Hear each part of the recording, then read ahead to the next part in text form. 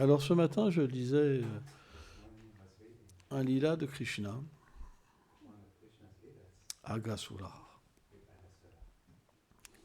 Quand Krishna a tué le démon Agasura. Et c'est très, très, très beau. Vraiment très, très profond et très, très beau. Et donc, j'ai un verset particulier qui m'a inspiré pour ce matin. Du 10e chant, 12e chapitre, verset 27, qui va parler de quelle façon parfois Krishna est dérouté par ces différentes énergies. Om Namo Bhagavate Vasudevaya.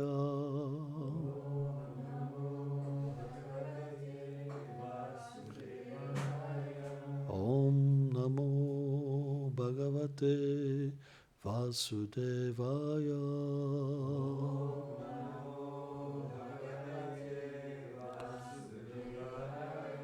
Om Namo Bhagavate Vasudevaya.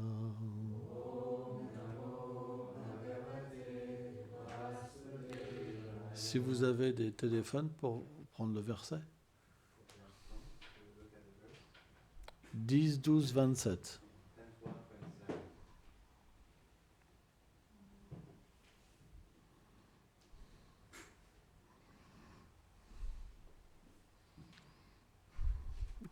It's okay. Tan Viksha Krishna Sakalambhya Pravdo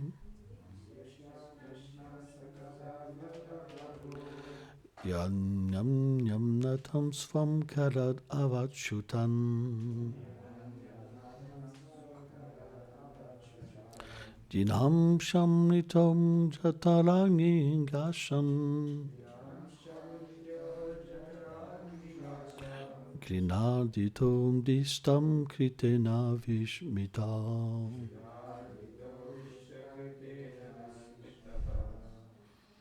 Traduction.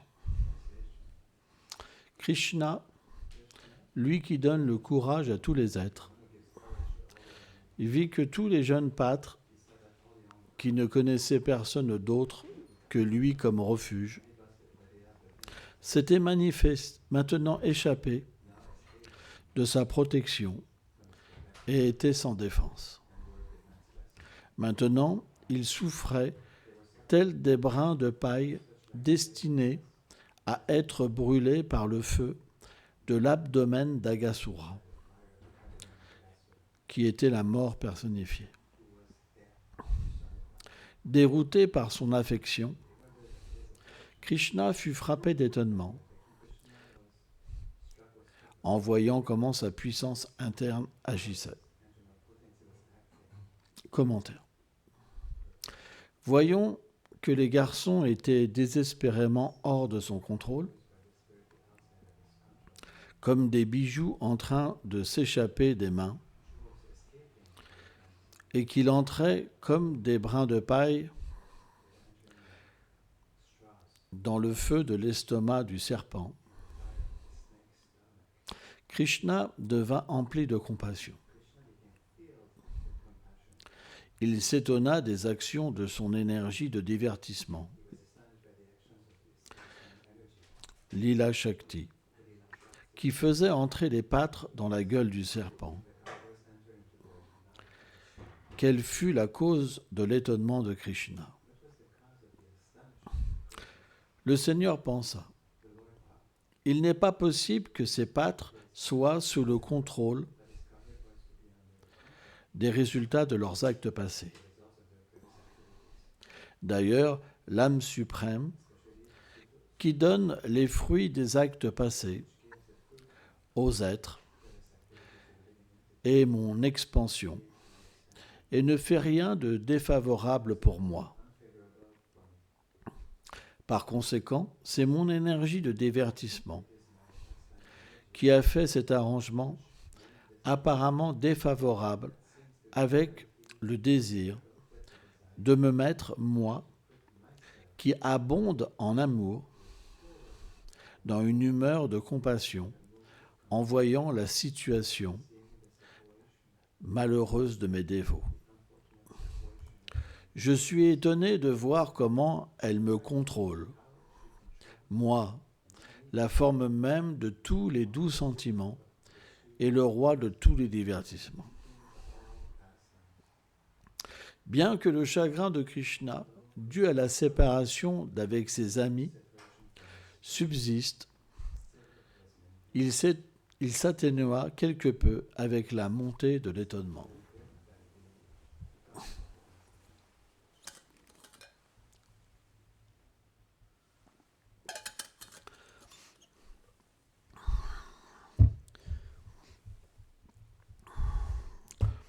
Om Ganati Milandasya Kanam Jharam Shalakayo Shakshulum Meditam Chenam Taisme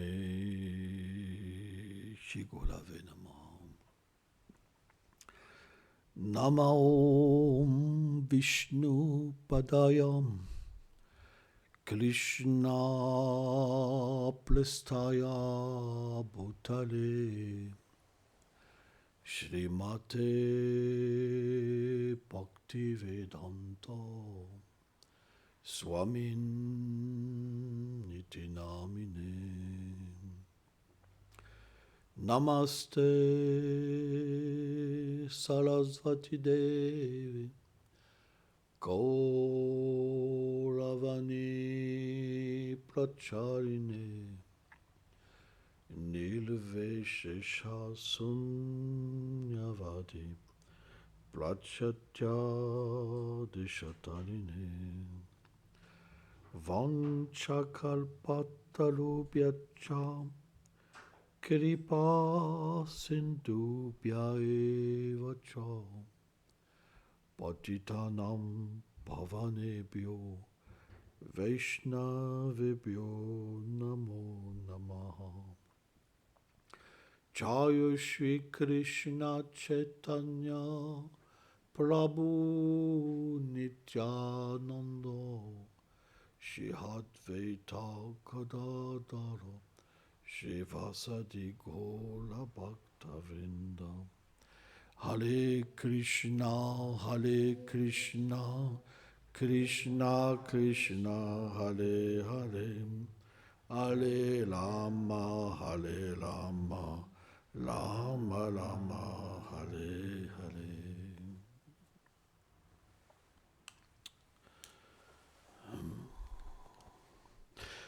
Parfois, les divertissements de Krishna sont identiques dans le fait qu'ils se situent au même endroit, au même moment. Il y a bien sûr un divertissement, un déploiement de sentiments qui sont différents. Et à cause de cela, des subtilités dans l'habillage, dans la façon de balancer la balançoire, les différentes préparations, les jeux. Et parfois, les divertissements sont légèrement différents. Et ce jour où il y a eu le divertissement d'Agasura, Krishna ne s'est même pas fait réveiller par Mère Yashoda. C'est particulier. Parce que d'habitude, pour Namasi Devi vient Yashoda, les différentes personnalités extraordinaires pour réveiller Krishna. Mais ce jour-là, Krishna, il avait fait le plan la veille de réveiller tous ses amis avec sa propre corne, qui émet un son si doux et qui peut, par sa puissance mystique, simplement être entendu par certaines personnes. C'est le pouvoir du Seigneur suprême. Et donc ce matin-là, il s'est levé lui-même, il s'est habillé lui-même, il s'est nettoyé le visage lui-même, et il a sonné dans sa corne. Et à ce moment-là, tous ses amis sont venus avec des milliers, des milliers, des millions, des milliards de veaux. Krishna avait 5 ans, l'âge Poganda. Et Srila Vishvanath Thakur explique une chose merveilleuse. Il dit on ne devrait pas étonner de penser qu'il y a autant de personnes dans un seul endroit. Et il donne l'exemple de tous ces univers matériels qui pourraient tenir juste dans une parcelle à Vraj. Tellement que la terre transcendantale du Seigneur, elle peut s'expandre comme elle veut. Tous les univers peuvent tenir dans une petite parcelle à Vraj. C'est quand même inconcevable. Parce que les univers, c'est gigantesque. Et pourtant, ils peuvent juste tenir dans un bout de terrain de Vraj. Comment on peut comprendre ça? C'est juste une image que Srila Vishvanath Thakur donne pour que notre entendement puisse progresser.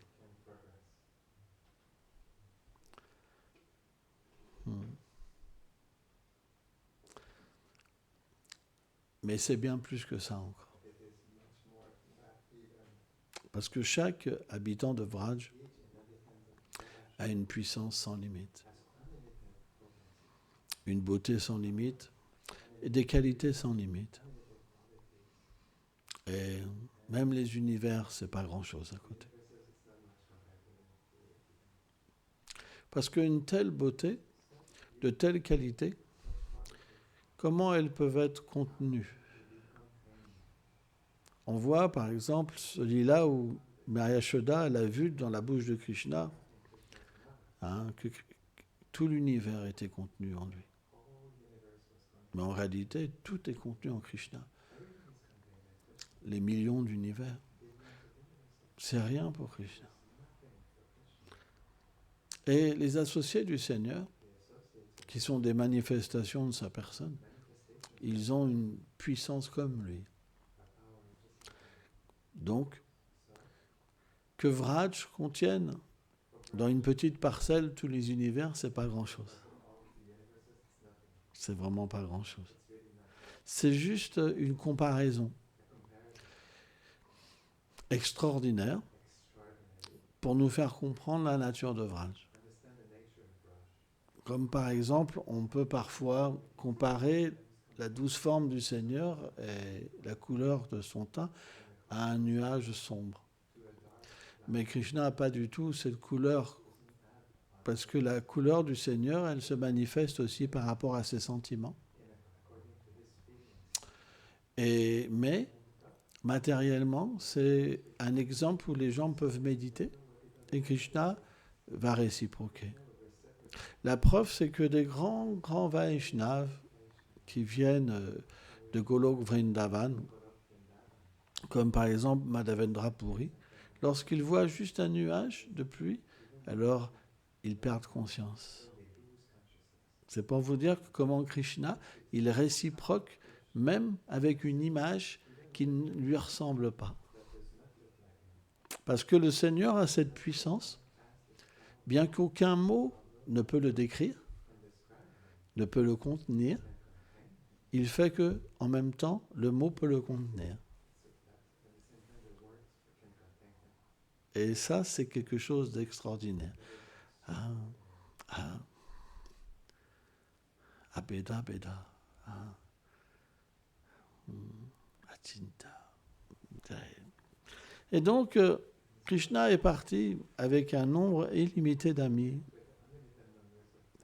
et de vaches. Et c'est expliqué que ce jour, ils ont accompli beaucoup de jeux. Parce que la compagnie de Krishna donne naturellement une grande joie. Dans le monde matériel, tous les êtres sont éteints. Ils dansent la plupart du temps pour attirer une femelle ou un homme. Et quand il n'y a plus ce feu d'attirer, alors ils sont éteints. On voit ça chez les animaux. Les animaux, ils déploient des danses incroyables. Mais quand la femelle, elle dit non, tout tombe. Hein? Chez la Prabhupada, il prend l'exemple de l'ânesse et de l'âne. Hein, l'âne, il braie dans les prés. Et il se prend pour un grand poète. Mais tout ce qu'il reçoit de l'ânesse, c'est une ruade. Et c'est une frustration. La vie matérielle, c'est juste ça. On espère quelque chose, et une fois que ça va venir, on verra le bout. C'est juste une question de quelques instants. C'est pourquoi les choses matérielles ne règlent jamais le problème. Mais au contraire. Kama, Esha, Kudacha, Rajaguna, Subhadbhava, au contraire. Ils augmentent les problèmes. C'est pourquoi, lorsqu'on rencontre Krishna, il y a naturellement une joie. En premier, c'est la paix. Parce que le fait d'approcher Krishna par la miséricorde de Prabhupada, ça donne la paix. On n'a plus de désir matériel. On a juste le désir de plaire à Srila Prabhupada. Et Prabhupada nous a enseigné qu'on devait vivre juste pour Krishna, juste pour son plaisir. Et dans ses classes, il répète toujours, c'est le seul moyen d'être heureux. Parce que lorsque Krishna est satisfait avec nous, on devient naturellement heureux. Il a expliqué ça avec le nom de Govinda. Et donc, lorsque Krishna sort, ce jour-là, Balaram n'était pas présent non plus. Il est même sorti sans son frère. Et lorsque Krishna est avec ses amis, il y a naturellement un débordement de joie. Ça va tellement loin, les pâtres ont tellement une habileté extraordinaire qu'ils peuvent même imiter les singes et passer d'arbre en arbre avec des lianes, comme Tarzan. Chez nous, en Occident, on connaît Tarzan. En fait, c'est un homme qui a grandi avec les singes. Et les singes, donc, l'ont adopté, et c'est devenu un homme singe. Et c'est une histoire inventée, hein, bien sûr. Mais Tarzan, il peut prendre une liane et aller d'une autre liane, comme ça. Et les pâtres, ils ont toutes les facultés. Parce que dans les habitants de Vraj, il y a tous les pouvoirs mystiques, mais simplement, puisque l'amour est tellement élevé, ils ne peuvent pas avoir conscience de leur pouvoir. Mais pour jouer avec Krishna, il faut manifester tellement de choses merveilleuses. Pouvoir faire des pirouettes, pouvoir jeter un bâton dans l'air, qu'il fasse de tellement belles danses dans l'air. C'est expliqué quand les bâtons sont lancés, parce que c'est pas des bâtons matériels, ils manifestent même des lumières, des couleurs, ça fait comme des artifices en fait. Et Krishna, ils prennent beaucoup de plaisir à jouer. Mais leur félicité est tellement grande qu'ils oublient tout en fait. Ils se donnent l'un et l'autre, les uns et les autres, juste pour que Krishna soit heureux. C'est une avalanche de beauté, de douceur, de joie, d'amour. Ça ne peut jamais s'arrêter. C'est comme des océans, en fait, qui entrent dans un énorme océan. Ce n'est même pas des rivières, c'est des océans de beauté et d'amour. Et, naturellement, il faut qu'il y ait ce passe-temps aussi de manger ensemble. C'est très important. Parce que Krishna a une relation particulière avec chaque saka, mais aussi avec les mères des sakas. Parce qu'on sait qu'elles préparent le pique-nique pour que Krishna goûte leur amour, leur préparation. Donc tout ça, on ne peut pas l'oublier. Mais quand Krishna joue avec ses amis, c'est fini. Il n'y a plus de temps, il n'y a plus d'espace. Ils sont pris par des vagues gigantesques de l'océan de Prem. C'est pourquoi ce monde, il n'y a pas de possibilité de penser à autre chose que l'amour. Vous ne pouvez pas vous arrêter un instant et vous dire, bon, je fais le choix d'aller dans le monde matériel, je ne suis pas si bien avec Krishna finalement. Celui qui a l'expérience des lilas de Krishna, il réalise que c'est impossible. Parce que c'est quelque chose d'extraordinaire et qui ne peut pas être imaginé. Et donc, qu'est-ce que fait l'arrangement de l'énergie de l'Ila de Krishna? C'est qu'elle envoie un démon. Mais ce démon-là, il est aussi contrôlé par Krishna. Sanatana Goswami explique que le Seigneur est dans le cœur de chaque être aussi en tant qu'Antaryami, l'âme suprême, et il est aussi en Agasura. Donc c'est lui qui l'inspire à venir. Et Agasura, il a une grosse haine de Krishna. Parce qu'il a tué sa sœur, son frère. Aitasaki, vous pouvez vous lever, parce que vous dormez, c'est pas de bonne augure. Hein? Bakasura et Putana. Donc quand il vient pas pour rigoler. Et ces démons-là, c'est pas des démons ordinaires. Parce qu'ils font partie des divertissements de Krishna. Il a pris une forme d'un python qui faisait 22 km de largeur. 22 km de largeur. On ne peut même pas imaginer quand il ouvrait la bouche, ça touchait le ciel. 22 km de largeur. Rien que la tête, avec les yeux. 22 km. Mais c'est énorme. Donc quand les pâtres, dans leur amusement de sauter avec Krishna, avec les vaches, de jouer de la flûte, de tourner sur eux-mêmes, de sentir le doux parfum de Krishna, d'entendre les clochettes de ce cheville.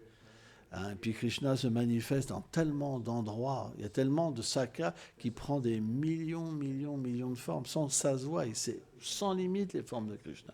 Encore même millions, c'est rien. Et là, à un moment, il voit cette énorme tête avec une langue qui faisait comme une autoroute.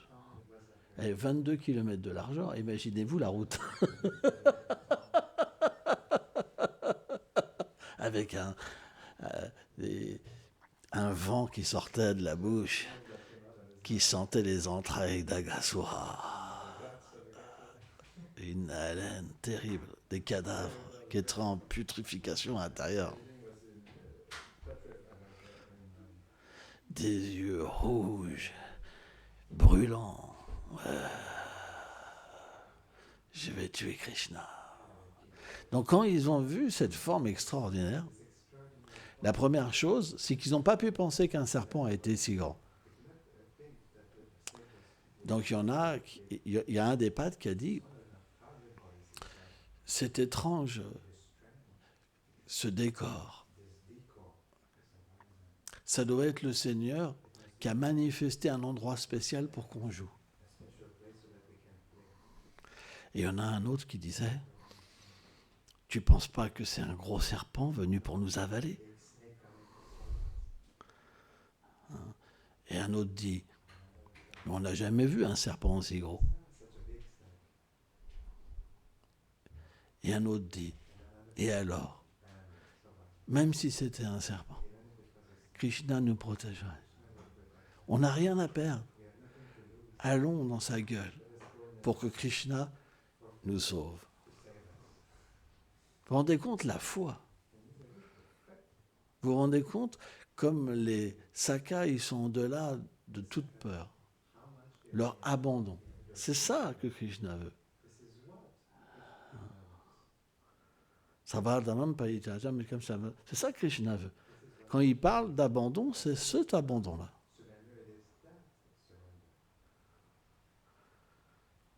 Et là, Krishna a été dérouté. C'est ça que ce verset répond. Il dit parce que en Krishna, il y a la douceur, mais il y a aussi l'opulence.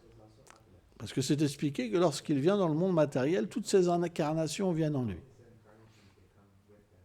Donc, naturellement, le Seigneur Vishnu est présent. Quand Krishna est absorbé que dans sa douceur, Mère Yashoda, elle peut lui faire peur avec un bâton. Et il court, complètement apeuré. Il a peur. Vraiment. Il court, il a peur. Il dit, non, me frappe pas, me frappe pas. Et Krishna pense qu'il doit rencontrer ses amis. Je ne peux pas me faire attacher, je ne peux pas me faire attraper. J'ai jamais vu Maya dans cet état-là. Jamais je l'ai vu en colère comme ça. Et Mère Yashoda, elle pense, je vais t'attraper. Je vais t'attraper, t'es mon fils, je vais t'attraper. Et l'amour le capture.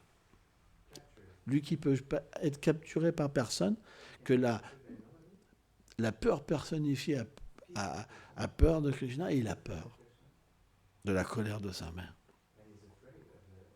Donc ça, c'est la nature Madhurya de Krishna, où il se fait contrôler par l'amour de sa bien-aimée, Srila Radha. Il pleure, il lave ses pieds avec ses larmes, et il les adore. Ça, c'est la douceur de Krishna. Mais, lorsque son énergie de puissance se manifeste, alors il peut comprendre. Et à la fois, il y a un mix, il peut avoir un mix des deux comportements de Krishna. Et il peut penser, comment c'est possible que mes propres amis, qu'ils ne peuvent pas être conditionnés par l'énergie matérielle, parce qu'ils sont comme moi. C'est impossible que Maya touche Krishna, et c'est impossible que Maya touche un associé éternel du Seigneur. C'est expliqué, les acharyas expliquent, que quand Arjuna était dans l'illusion, c'était une illusion spirituelle. Maya ne peut pas toucher les associés éternels du Seigneur, parce qu'ils viennent de la Chit Shakti, pas de la Jiva Shakti, Chit Shakti. Alors que ceux qui viennent du plan marginal, ils peuvent. Mais pas ceux qui viennent directement de la Chit Shakti. Donc Krishna a été complètement étonné. Comment c'est possible? Et aussi complètement étonné de la foi qu'ils avaient en lui. C'est pour dire à quel point Krishna se met au même niveau que ses sakas. Il oublie même sa puissance. La preuve, c'est que Arjuna, si vous prenez Arjuna, Srila Vishvamitra Thakur donne différents dialogues dans la Bhagavad Gita, où Arjuna, il dit à Krishna, tu ne peux même pas te défendre contre un soldat. Mais moi, je peux battre une armée entière. Vous vous rendez compte? Arjuna. C'est pour vous dire à quel point Krishna, il accepte l'égalité. Et dans cette égalité, il dit, mais comment c'est possible qu'ils aient foi autant en moi? Et après, l'énergie de pouvoir, elle prend le dessus. Je vais donc moi aussi rentrer dans la gueule d'Agasura et délivrer tous mes amis en tuant cet Asura. Il y a plein de plans, en fait, dans les Boma Lila, lorsque Krishna vient dans un univers. Il y a plein de plans qui se mélangent, en fait. C'est pourquoi différentes écritures, comme la Garga Samhita, par exemple, qui a été révélé par Gargamuni, mettent plus en valeur la puissance de Krishna. Et d'autres écrits qui vont, comme le Govinda et l'Amrita, Krishna Bhavanamrita, qui vont mettre plus en valeur la douceur de Krishna. Et là, à ce moment-là, quand les pâtres, ils sont entrés, en fait, avant d'entrer, ils ont regardé Krishna, c'est expliqué. Et à travers leur regard, ils ont transmis leurs sentiments à Krishna. C'est à ce moment-là que Krishna, il a été complètement subjugué par leur amour. Et qu'il s'est posé cette question. Comment c'est possible? Un tel amour. Krishna lui-même était retourné par leur amour. Un tel amour, un tel abandon. Donc on sait qu'après que Krishna est rentré dans la gueule d'Aghasura, il a grandi son corps. Il y a comme une compétition. Mais à un moment, un démon est limité par rapport au Seigneur suprême. Donc c'est extrêmement beau de méditer sur l'abandon des Vrajbasis. De quelle manière ils aiment Krishna. Et on voit, c'est très intéressant, dans le rapport que Srila Prabhupada a eu avec ses premiers disciples. Parce qu'il les a envoyés dans différentes parties du monde, ils n'avaient rien. Ni d'argent, ni de contact. Il les a envoyés. Et il les a envoyés. On voit comment un Vrajbasi, il peut donner sa puissance pour que des êtres, même ordinaires, alors bien sûr c'est une façon de parler parce que c'est des personnes qui avaient déjà pratiqué dans les vies passées et qui avaient ce potentiel d'être utilisés, sans ça c'est pas possible. Mais si on regarde, Prabhupada les a envoyés. Et ils faisaient des miracles. Ça, c'est ce qu'on appelle les vrais disciples. Parce qu'ils sont complètement abandonnés. Et à ce moment-là, Krishna lui-même devient surpris par la miséricorde qu'ils reçoivent. Et il devient capturé. C'est ce même principe qui apparaît à un certain niveau, à travers la miséricorde du Vaishnava, à travers ses disciples. Krishna lui-même observe dans le cœur et il devient étonné. Et c'est tellement beau. Donc, ces lits-là, ils nous permettent véritablement de nous délivrer de l'illusion et de devenir des vrais disciples. Qu'est-ce que c'est un vrai disciple? C'est quelqu'un qui a la même humeur que son gourou. S'il a une humeur différente, il est indépendant. Parce que c'est une relation d'amour. Quand la Shakti du gourou, elle vient dans le cœur et qu'il l'introduit à Vraj, à ce moment-là, l'humeur est parfaite. Avant, il y a une forme d'indépendance. C'est pourquoi les disciples qui font des choses extraordinaires, ce n'est pas des gens ordinaires. Sans ça, à un moment, ils tombent. Ils ont un orgueil de ce qu'ils font. Mais le parfait disciple qui réalise sa swarup et qui est engagé par son gourou dans les divertissements de Vraj, il obtient la même humeur. C'est à ce moment-là qu'on dit qu'un disciple a la même humeur. C'est pas qu'on suit aveuglément tu feras pas ça, tu feras pas ci, tu feras pas ça, tu feras pas ci. C'est pas ça suivre le gourou. Ça c'est une mauvaise compréhension. Quand on dit la même humeur, c'est une attitude éternelle. C'est pas parce que la dualité matérielle ne permet pas d'obtenir cette humeur parfaite. Et à ce moment-là, on dit qu'un disciple il devient vraiment qualifié. C'est un véritable disciple. Parce qu'il a la même humeur.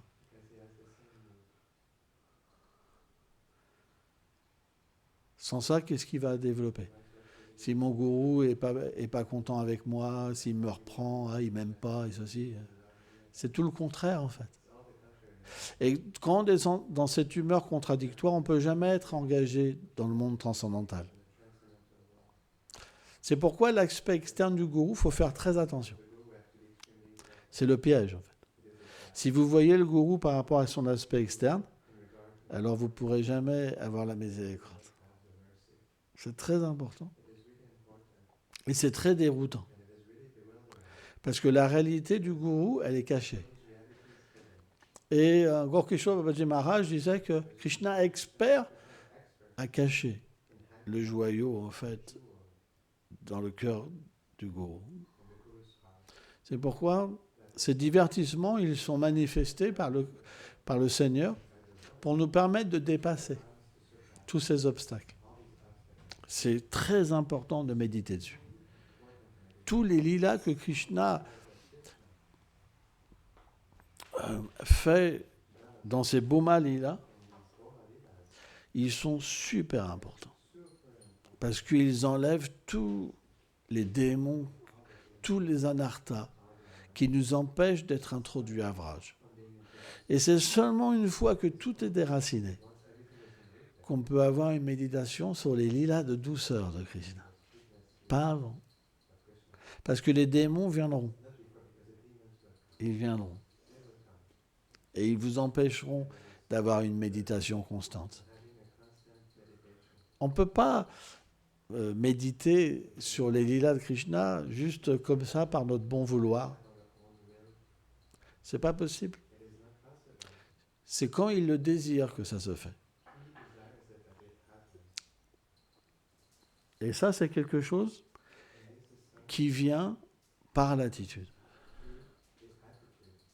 Srila Prabhupada citait souvent ce verset qui explique que lorsque Krishna est satisfait de l'attitude d'un dévot, alors il se révèle.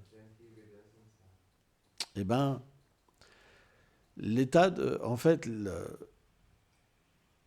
l'attitude de service envers Guru, Prabhupada, c'est ça que Krishna observe.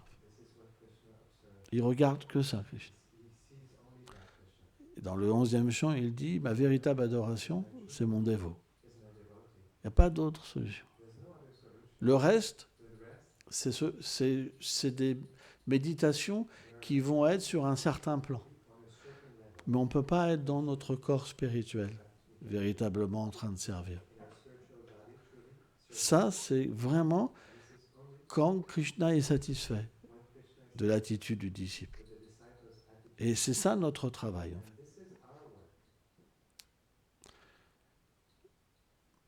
Et c'est le secret.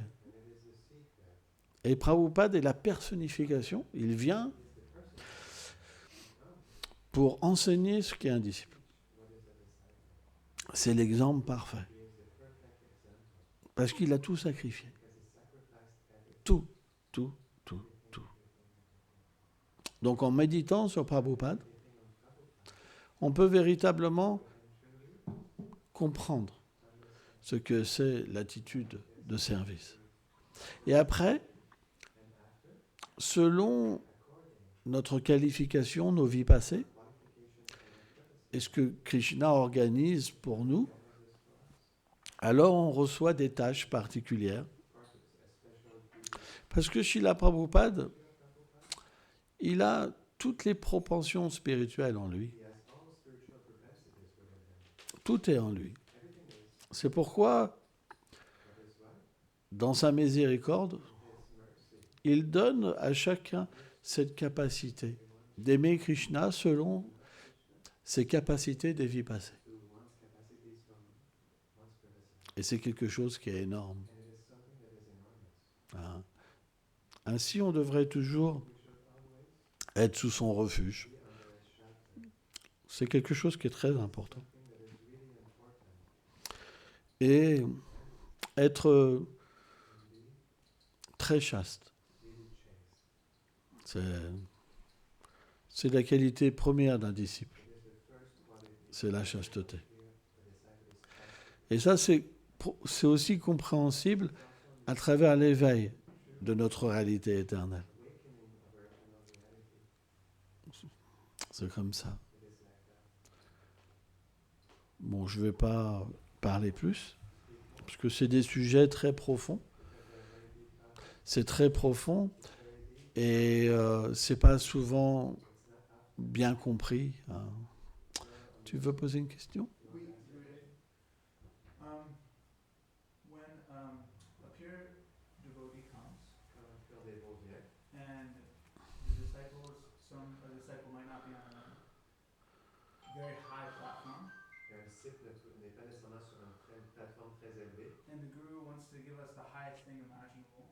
Et le gourou veut nous donner la plus haute chose, la plus inimaginable.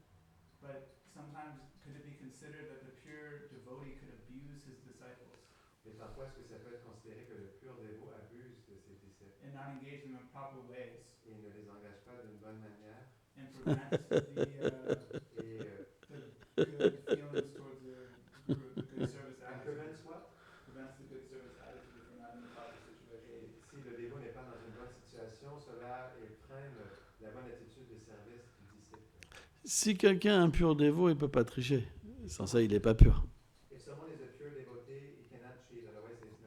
Mais parfois, par un débordement de sentiments spirituels, il peut parler de quelque chose de très élevé ou donner quelque chose qui est très élevé. Et le disciple, il peut parfois ne pas être qualifié. Mais s'il le reçoit, c'est qu'un jour, il deviendra qualifié. Mais il n'y a jamais de tricherie. Parce que le pur dévot, il voit qui est qui. Et il parle de la vérité d'une personne. Mais parce que la personne elle a des désirs matériels qui sont en contradiction avec sa vérité, comme il se sent comme un être concupiscent et qui veut satisfaire ses sens, il pense Gurudev ne me permet pas de me satisfaire mes sens. Il me triche. Moi, je veux faire du sexe. C'est le disciple qui se triche, pas le gourou.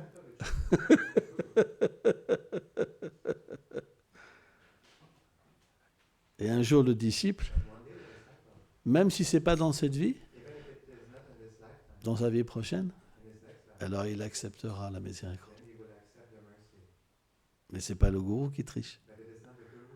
C'est le disciple qui veut autre chose. Le gourou, il donne la vérité. Tu comprends? C'est parce que le disciple n'est pas qualifié. Il approche un pur dévot et il veut autre chose que la pure dévotion.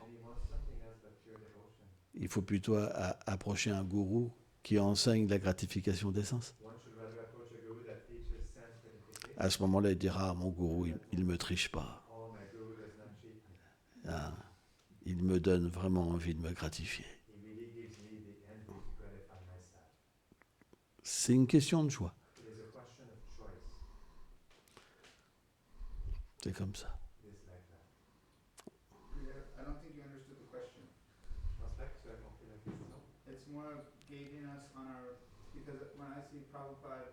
When somebody wanted to get married or when somebody wanted to go do something for Prabhupada. Quand je voyais Prabhupada, quand quelqu'un voulait se marier, quand quelqu'un voulait faire quelque chose pour Prabhupada. It seemed like Prabhupada saw that they had a desire, like Gurudas, he saw that Gurudas wanted to take photos. Prabhupada, il a vu Gurudas, il voulait prendre des photos. And he engaged that service mentality in service to Krishna. Il a engagé cette mentalité de service dans le service de Krishna. So I'm wondering if a pure devotee can see somebody's highest qualification. Je me demandais si un pur dévot peut voir la plus haute qualification du disciple. But forget about the level that the devotee is at right now. Mais oublier le niveau dans lequel le disciple est situé en ce moment. Because Gurudas might be a pure devotee associate of Prabhupada. Gurudas pourrait être un pur dévot, un associé de Prabhupada. But he needed to be engaged in the camera services at the time when he was speaking with Prabhupada. Mais il a eu besoin de s'engager dans le service de Prabhupada. Can a pure devotee make that mistake? Okay. Est-ce qu'un pur dévot peut faire cette En fait, le service extérieur et le service intérieur est différent. Quand tu réalises ta Swarup, when you realize your Swarup, tu peux par exemple faire des guirlandes de fleurs you can, for example, make flower garlands et être avec ta forme externe, and be with your external form, tu peux faire des photos. make pictures. Mais c'est pas incompatible. But it is not incompatible Parce que le fait de faire un service pour le pur dévot of doing a service to the pure devote, et le fait de faire un service intérieur pour le pur dévot, c'est la même chose. of doing an internal service for the pure devotee is the same thing. Il n'y a pas de différence. There is no difference. Chaitanya Mahaprabhu, Rupa Goswami a enseigné Chaitanya Mahaprabhu, Rupa Goswami taught hein, que intérieurement, le dévot, il fait son service éternel internally the devotee does his eternal service dans sa Swarup in his et extérieurement, il se conduit comme un dévot normal as a normal, et il accomplit toutes les règles. and he performs all rules. Donc quand le Vaishnava vient, When the Vaishnava il donne différents services gives different services qui est lié à sa mission. that is connected, Mais puisque c'est lié à lui, but since it is connected with him, le Makshamam Sambhava, puisque c'est lié à lui, since it is connected with ça révèle la réalité éternelle. the eternal reality. Par exemple, si par toi-même tu t'engages dans un service, If on your own you engage tu in considères service, être de la pure dévotion, you consider that to be pure devotion. mais que ce service, il n'a pas été donné par un associé du Seigneur, But if that service is not given by an associate, il ne donnera pas la pure dévotion. it will not give you pure devotion. Par contre, si un associé éternel du Seigneur te dit de faire des photos, If it's an eternal associate that will not ask you to take, puisque c'est l'ordre du pur dévot, it is the order of the pure dans cet ordre, il y a le service éternel. There's the eternal Et à travers des photos, tu te réalises. pictures you realize yourself. Donc, c'est pas à tricher. So it is not cheating. Parce que le pur dévot, il peut donner n'importe quel service. The pure devotee can give any service. Et à partir de ce service, From this service, peu importe lequel, no matter which one, le dévot, en l'accomplissant, the devotee son service éternel va se manifester de l'intérieur. is eternal service will manifest from. Donc ça ne peut pas être considéré comme la tricherie. So it cannot be considered like cheating. Tu comprends? Jamais le Vaishnav ne triche. The Vaishnava cheat En engageant un disciple, by engaging a disciple. si le disciple a la bonne attitude, Disciple has the right attitude, alors sa vérité se manifeste de l'intérieur. manifest itself from within. Et il peut en même temps accomplir deux choses complètement différentes. Completely different things. Ça répond à ta question? Does it answer your question? What if a guru engages somebody in service, but that service or the situation they're in hurts their life, hurts them? Si, mais qu'est-ce qui se passe si le gourou il engage le dévot dans un service ou dans une situation de service, mais cette situation elle le blesse le disciple? En fait, c'est une question d'indépendance. It is a question of independence. Le gourou, il est comme un sculpteur. The guru is like a sculptor, Et il va naturellement sculpter le cœur du disciple. and he will naturally sculpt the disciple's Et dans cette sculpture-là, heart. And in this sculpture, c'est comme un burin qui se heurte à du bois. quoi? Le burin qui se... Un marteau qui se heurte au bois et qui sculpte. Le disciple qui a de la dépendance, But the disciple who qui veut faire ce qu'il veut, wants to do what eh ben, il va se purifier avec l'ordre du gourou. purify himself with the guru's Au début, c'est difficile, At the beginning it is difficult, et graduellement, ça devient de plus en plus merveilleux. and gradually becomes more and more wonderful. Ça ne peut pas être autrement. It cannot be any Si tu prends un gourou, you take a guru c'est pour avoir une discipline. to have a discipline. Si tu n'acceptes pas la discipline, Accept the discipline tu ne peux pas progresser et devenir un disciple. and become a disciple. Donc les disciples qui n'acceptent pas la discipline du gourou, ils ne progressent pas. Discipline do not progress. C'est pas possible. It's not possible. C'est pour ça que ça fait mal au début. That is why it hurts at the beginning. Ok? Golpe Monday.